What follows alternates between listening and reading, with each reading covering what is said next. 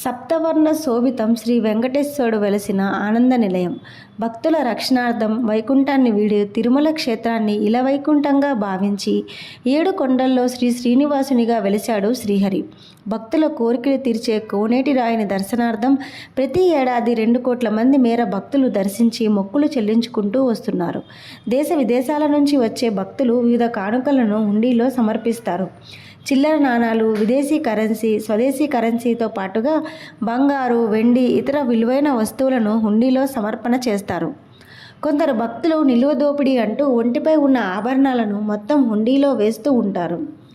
ఇలా శ్రీవారి హుండీ ద్వారా ఏటా 800 నుంచి 1000 కేజీల వరకు బంగారు ఆభరణాలు లభిస్తూ వస్తున్నాయి.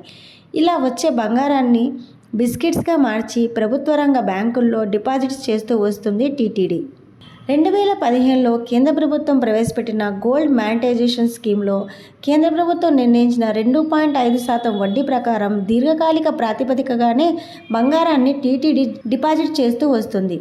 గోల్డ్ మానిటైజేషన్ స్కీమ్లో ఎక్కువ మొత్తంలో బంగారం డిపాజిట్లను స్టేట్ బ్యాంక్ ఆఫ్ ఇండియాలో డిపాజిట్ చేస్తూ వస్తుంది టీటీడీ. 2023-24 ఆర్థిక సంవత్సరంలో బ్యాంకుల్లో 1031 కేజీల బంగారాన్ని డిపాజిట్ చేసింది. 2024 నాటికి మొత్తంగా 11,329 కేజీల బంగారాన్ని బ్యాంకుల్లో డిపాజిట్ చేసింది. ఈ బంగారం అంతా బిస్కెట్ రూపంలో ఉన్నదే. వీటన్నింటినీ లాంగ్ టర్మ్ డిపాజిట్స్ కింద ప్రభుత్వ రంగ బ్యాంకులైన State Bank of India, Indian Overseas బ్యాంకులలో డిపాజిట్ చేస్తుంది.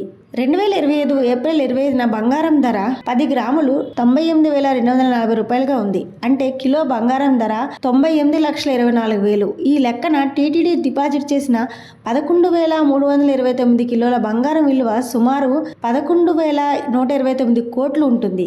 ఈ బంగారాన్ని ఏటా సుమారు 2.5% చొప్పున వడ్డీ వస్తుంది. అంటే సుమారు 278 కోట్ల వడ్డీ గోల్డ్ డిపాజిట్లపైన వస్తుందని అంచనా. ఈ బంగారం అంతా టీటీడీకి ఎక్కడిది? తిరుమల శ్రీవారికి భక్తులు కానుక రూపంలో బంగారు ఆభరణాలను అందిస్తారు. బంగారు నాణేల నుంచి చిన్న చిన్న నగల వరకు హుండీల్లో వేస్తారు. సామాన్య భక్తులు తమ తాహతుకు తగ్గట్లు బంగారాన్ని హుండీలో సమర్పిస్తుంటారు.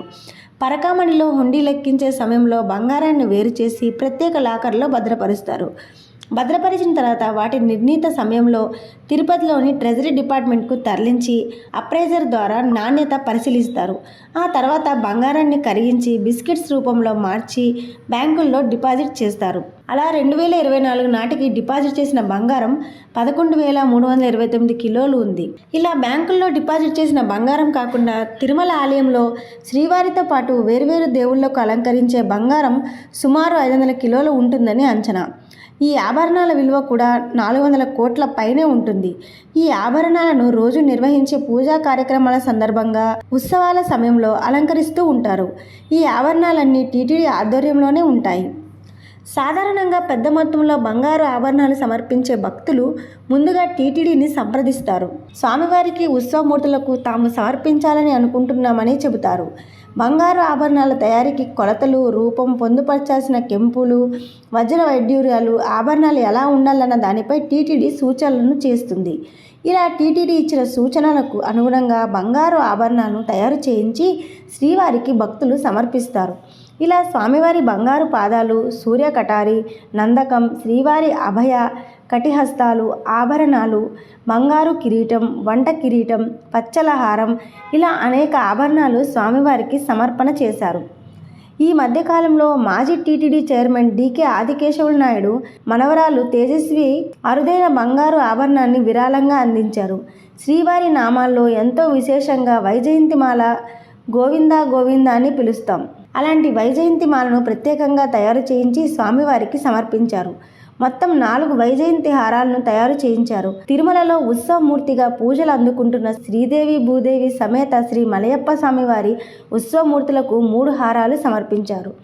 4 హారాల విలువ దాదాపు 2 కోట్ల పైగా ఉంటుందని అంచనా.